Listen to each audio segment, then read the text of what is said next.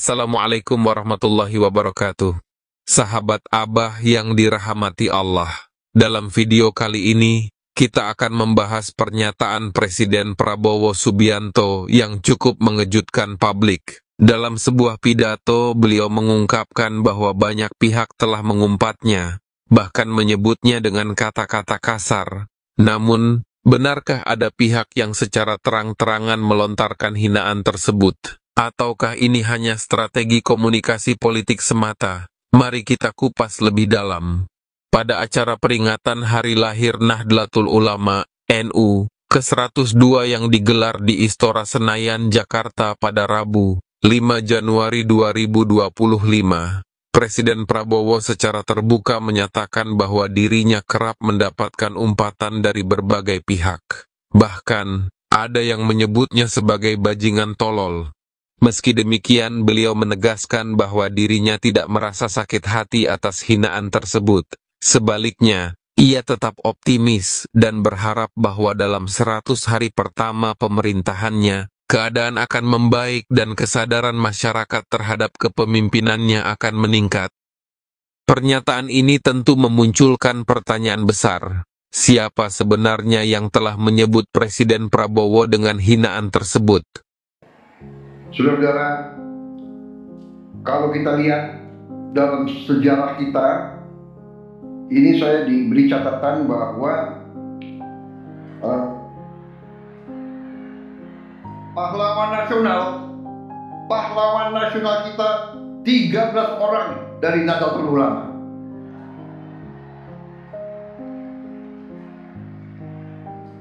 Insya Allah akan tambah tahun ini.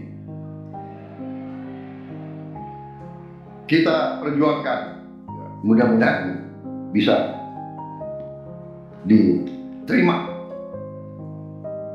Saya tidak tahu siapa Menteri Sosial, siapa yang menentukan pahlawan nasional.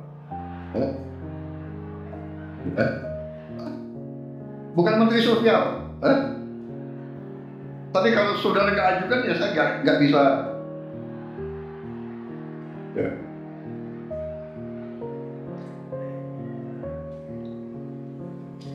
Di kabinet saya pun, kabinet Merah Putih, ternyata banyak sekali orang NU di dalamnya.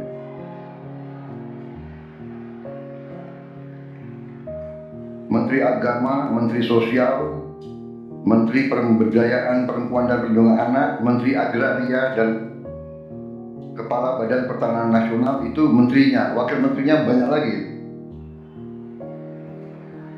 Tapi itu bukan karena NU. Karena orang-orang mereka itu memang hebat-hebat. Jadi yang diajukan hebat, ya tidak bisa ditolak. Ya, saudara-saudara, saya kira intinya ingin saya sampaikan terima kasih atas dukungan saudara-saudara selama ini. Dukungan untuk pemerintah Republik Indonesia. Terima kasih komitmen saudara-saudara. Kita semua berkepentingan. Kita semua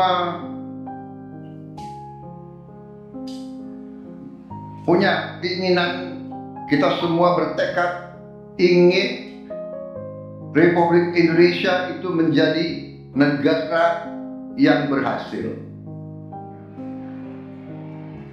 Karena dalam dunia ini ada negara yang berhasil, ada negara yang begitu-begitu saja, dan ada negara yang gagal. Negara yang berhasil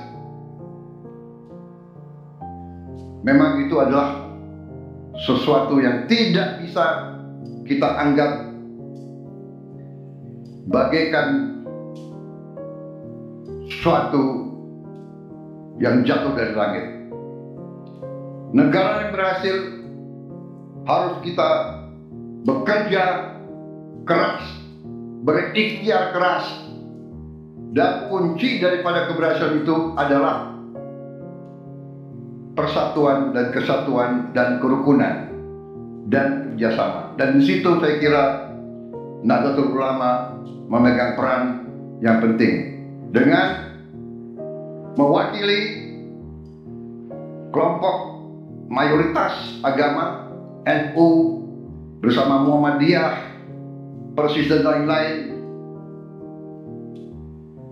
mewakili kelompok mayoritas tapi dengan moderasi, dengan moderat, dengan kesejukan, dengan saling menghormati dan saling menghargai dan saling melindungi semua umat lain. Tadi ada foto dikeluarkan oleh staf saya, pinter juga dia. Salah satu kepemimpinan Gus Dur yang patut kita teladani adalah komitmen beliau untuk mewakili Islam dalam moderasi, dalam kesejukan, dalam perdamaian. Saya kira ada satu hal yang unik bahwa di zaman Gus Dur, kalau ada kelompok minoritas yang diancam oleh kelompok-kelompok radikal, justru NU lah yang tampil menjaga tempat-tempat ibadah tersebut. Saya pun waktu saya menjadi ketua umum Gerindra, saya ingat contoh Gus Dur. Waktu ada peristiwa beberapa gereja, beberapa vihara diancam mau dibom, saya pun perintahkan Gerindra untuk menjaga gereja-gereja dan vihara-vihara tersebut. Ini artinya, saudara, kepemimpinan, keteladanan. Pemimpin harus berani memberi contoh. Walaupun mungkin tidak populer. Pada saat itu Gus Dur mungkin kurang populer dengan banyak orang karena beliau berani. Sekarang pun saudara-saudara, kita harus berani. Kita harus berani. Saya ajak semua rekan-rekan saya dalam pemerintahan, dalam kabinet merah putih, saya mengajak mereka, kita harus berani mengoreksi diri, berani membangun suatu pemerintahan ke depan yang bersih, pemerintah yang bebas dari penyelewengan dan dari korupsi.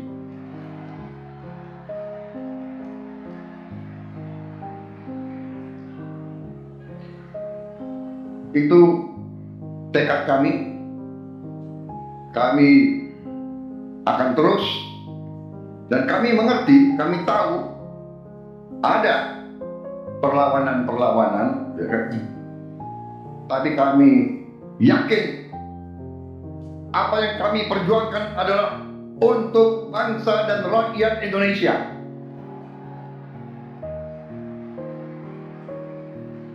Kami tidak akan ragu-ragu bertindak.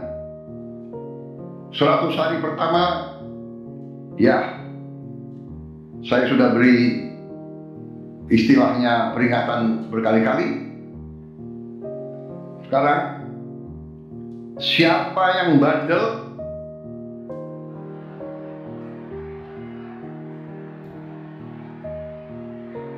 siapa yang double, siapa yang tidak mau ikut dengan aliran besar ini, dengan tuntutan rakyat, pemerintah yang bersih, siapa yang tidak patuh, saya akan tidak.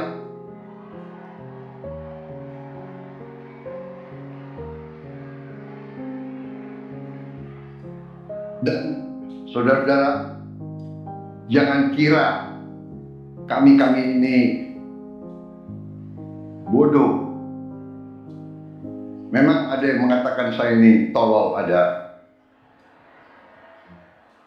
Nggak nggak apa-apa. Ya kan? Ada yang mengatakan saya bajingan yang tolol, ya kan? Tapi saya nggak sebut namanya, kalian sudah tahu loh. Gitu. Nggak apa-apa. Tapi kami paham dan kami mengerti. Jadi, saudara-saudara, ya, 100 hari pertama kami akan baik. Dalam arti, saya berharap ada kesadaran. Saya pernah menyampaikan, seluruh aparat, seluruh institusi, bersihkan dirimu.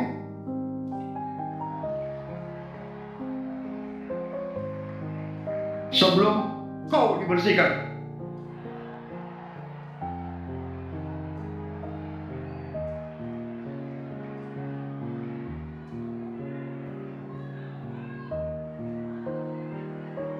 Dan saya ingatkan semua aparat, kesetiaanmu adalah kepada bangsa, negara, dan rakyat Indonesia.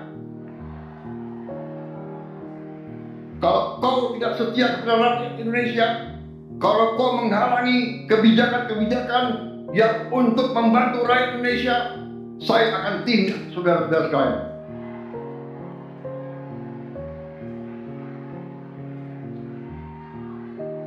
Dan saya minta menteri-menteri, pemimpin-pemimpin lembaga, tidak ragu. Saudara-saudara kita hanya bekerja untuk bangsa, negara, dan rakyat Indonesia. Terima kasih. Jika ditelusuri melalui jejak digital, tampaknya tidak ditemukan bukti konkret bahwa ada tokoh politik, kritikus, atau oposisi yang pernah menyebutnya dengan kata-kata kasar tersebut.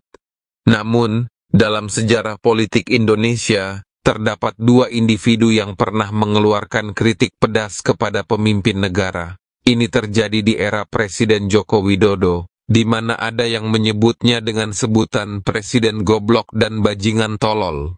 Apakah Presiden Prabowo sedang merujuk pada 2 individu tersebut, ataukah ada pihak lain yang ia maksud? Salah satu contohnya adalah Rocky Gerung, yang pernah menyebut Presiden ke-8 sebagai bajingan tolol. Pernyataan ini sempat menjadi kontroversi besar saat itu, dan menimbulkan perdebatan di berbagai kalangan. Mungkinkah Prabowo sedang merujuk pada fenomena serupa? Ataukah beliau hanya ingin menggambarkan bahwa kritik terhadap pemimpin adalah hal yang biasa terjadi dalam politik? Sekarang saya tidak ragu-ragu mengatakan Presiden ke-8 kita adalah bajingan tolol.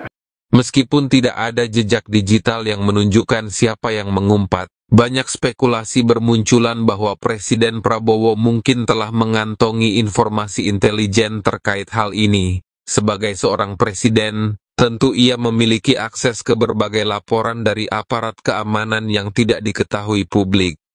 Terlebih lagi saat ini banyak gerakan bawah tanah yang mencoba merongrong pemerintahan. Pertemuan-pertemuan rahasia yang tidak terliput media seringkali terjadi. Oleh karena itu, bisa saja Prabowo mendapatkan informasi dari pihak intelijen mengenai adanya upaya sistematis untuk melemahkan pemerintahannya. Pernyataan Prabowo ini tentu menimbulkan berbagai reaksi di kalangan masyarakat dan dunia politik. Ada beberapa kemungkinan alasan mengapa beliau mengeluarkan pernyataan ini. Pertama, menunjukkan ketegaran sebagai pemimpin. Dengan mengakui bahwa dirinya kerap mendapatkan hinaan, Prabowo ingin menunjukkan kepada masyarakat bahwa ia tetap tegar dan tidak mudah goyah oleh serangan kritik. Kedua, membangun simpati publik dalam dunia politik. Memainkan peran sebagai korban seringkali menjadi strategi untuk membangun simpati masyarakat. Dengan mengungkapkan bahwa dirinya dihina, bisa saja Prabowo ingin masyarakat lebih mendukungnya.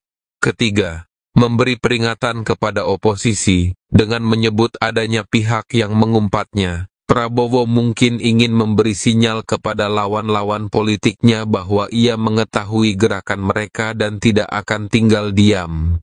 Setelah pernyataan ini viral, berbagai tanggapan muncul di media sosial. Ada yang mendukung Prabowo dengan mengatakan bahwa beliau memang harus bersabar menghadapi kritik. Namun, Ada juga yang mempertanyakan kebenaran ucapannya karena tidak ada bukti nyata bahwa ada pihak yang benar-benar menyebutnya dengan kata-kata kasar tersebut. Sebagian pihak menilai bahwa pernyataan ini hanyalah strategi komunikasi politik yang bertujuan untuk menggiring opini publik. Namun, di sisi lain, ada juga yang percaya bahwa memang ada pihak tertentu yang secara diam-diam berusaha menjatuhkan Prabowo. Fenomena ini menunjukkan betapa dinamisnya dunia politik Indonesia. Sebagai pemimpin negara, Presiden Prabowo tentu harus menghadapi berbagai kritik dan tantangan. Namun, apakah hinaan tersebut benar-benar terjadi atau hanya bagian dari strategi komunikasi politik masih menjadi tanda tanya besar.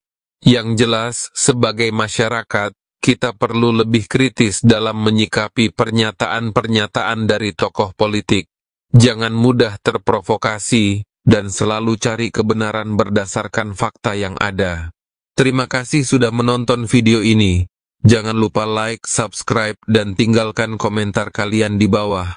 Sampai jumpa di video selanjutnya. Wassalamualaikum warahmatullahi wabarakatuh.